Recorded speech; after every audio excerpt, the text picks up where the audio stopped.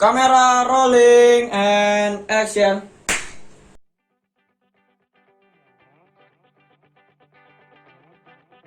Assalamualaikum warahmatullahi wabarakatuh. Selamat pagi, siang, sore, dan malam bagi adik-adik semua dimanapun kalian berada. Perkenalkan, nama saya Bimo Nugroho Kasih Nurdiansyah dari Pendidikan Sejarah FKIP Universitas Jember. Pada kesempatan kali ini, Bapak akan menjelaskan mengenai... Ada yang tahu ini? Ya, beliau adalah Gubernur Jenderal yang pernah memimpin penjajahan di Indonesia, yaitu Gubernur Jenderal Dendles. Siapa latar belakang orang ini? Ya. Gubernur Jenderal Dendles atau sebelum penjabat menjadi Gubernur Jenderal, Dendles ini merupakan orang Belanda yang pro terhadap Prancis. Dendles ini sempat melarikan diri ke Prancis, namun ketika Prancis ingin menyerang Belanda, Dendles ini berhasil menyeberangi sungai Beku yang ada di Belanda sehingga sampai ke Amsterdam. Setelah itu Prancis menyerang Belanda sehingga pada akhirnya Belanda ini kalah. Prancis berhasil menguasai Belanda dan para orang-orang yang kontra terhadap Prancis ini melarikan diri ke London. Kemudian karena Belanda ini berhasil dikuasai oleh Prancis, Prancis ini menjadikan Belanda sebagai vasal. Apa itu vasal? Vasal adalah negara yang dikuasai oleh negara lain. Kembali ke Dendles. Dendles merupakan orang yang ditunjuk sebagai pemimpin penjajahan yang ada di Nusantara. Ketika itu, di tahun yang sama, di tahun 93,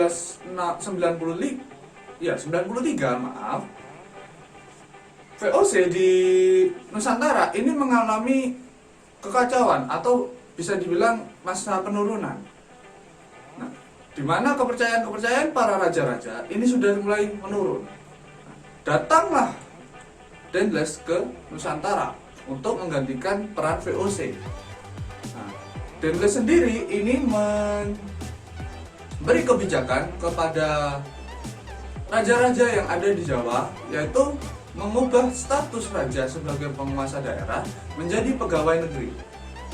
Kenapa begitu? Karena Dendles ingin menerapkan sistem pemerintahan sentralistik. Apa itu sistem pemerintahan sentralistik? Yaitu sistem pemerintahan yang diatur atau diawasi oleh pusat. Ketika itu, raja-raja di Jawa ini dipaksa untuk menyetujui kebijakan Dendles ini. Namun ada dua raja yang sedikit menolak. Yang pertama, yang sedikit menolak itu Kesultanan Surakarta. Namun lambat laun Sultanan Surakarta ini menyetujui kebijakan Dendles. Berbeda hanya dengan Keratonan Yogyakarta. Sultan Hamengkubuwono II ini menolak keras kebijakan Dendles ini. Namun Dendles ini akhirnya menggunakan jalur kekerasan, yaitu perang. Pada akhirnya kebijakan ini disetujui ketika Sultan Hamengkubuwono II ini turun tahta dan diganti oleh anaknya, yaitu Sultan Hamengkubuwono III. Sultan Hamengkubuwono III ini memberikan sebuah upeti kepada Belanda yang berupa emas.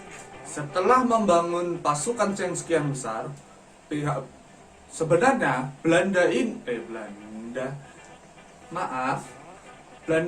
bukan Belanda, tapi lebih tepatnya Gubernur Jenderal Dendles ini merupakan pimpinan yang otoriter. Terlihat dengan sistem pemerintahannya yang sentralistik, di mana para penguasa daerah itu tidak memiliki kekuasaan atas daerahnya sendiri. Ketika Dendles ini datang ke Indonesia atau ke Nusantara, pihak Dendles ini menginginkan sebuah reorganisasi militer. Seperti yang saya jelaskan tadi, dari 4.000 pasukan menjadi 18.000 pasukan. Kemudian menghilangkan sistem kerja paksa atau perbudakan. Namun dari perbudakan ini, jika diperlukan untuk dilakukan kembali, ini akan dilakukan kembali. Nah, selain itu, Daedalus ini menginginkan dihilangkannya tanam paksa seperti kopi, tapi nyatanya penanaman kopi ini malah semakin luas. Selain itu juga Daedalus ini menginginkan sebuah sanitasi di ibu kota, yaitu Batavia. Apa itu sanitasi? Yaitu menjaga kesehatan. Apabila kesehatan di Jakarta ini tidak membaik, akan dipindahkan ibu kota. Tidak tahu tapi kemana pindahnya. Seperti yang sudah saya jelaskan tadi, Daedalus ini merupakan pimpinan yang otoriter, yang bisa dilihat dari sistem pemerintahannya yang sentralistik. Namun, Daedalus ini membagi Pulau Jawa menjadi beberapa daerah utama. Itu yang awalnya menjadi 9. Nah, sekarang menjadi 23. Dan masing-masing karesidenan itu terbagi beberapa kabupaten, atau bisa juga hanya satu kabupaten. Ada 74, dan itu masih belum termasuk dari karesidenan Jakarta dan Yogyakarta atau Surakarta, 3 ya. Dan ketika Daedalus ini ingin mempertahankan kedudukan Belanda di Pulau Jawa, Daedalus ini melakukan pembangunan. Pembangunan apa? Yaitu jalan raya pos dari Anyar sampai Panarukan, yang mana Anyar ini berada di Banten kalau saat ini, dan Panarukan ini berada di Jawa Timur, lebih tepatnya di Situbondo. Dengan dibangunnya jalan raya pos ini, banyak sekali penduduk pribumi, masyarakat pribumi yang mati karena pembangunan jalan ini. Kenapa mati? Karena jalan ini dilakukan dengan kerja paksa yang diperintahkan oleh Daedalus dan bekerja sama oleh pemerintah daerah. Jahat ya. Namun jangan lihat dari sisi jumlah kematiannya yang mencapai 800 penduduk, tapi lihatlah ke depan, apa manfaatnya. Pertama, dari sisi Belanda ini berhasil mempertahankan kekuasaannya dari Inggris. Kedua, pemasukan militer ini berjalan lancar. Yang sebelumnya berjalan 3-4 hari, sekarang hanya sehari. Kita melihat manfaat di penduduk.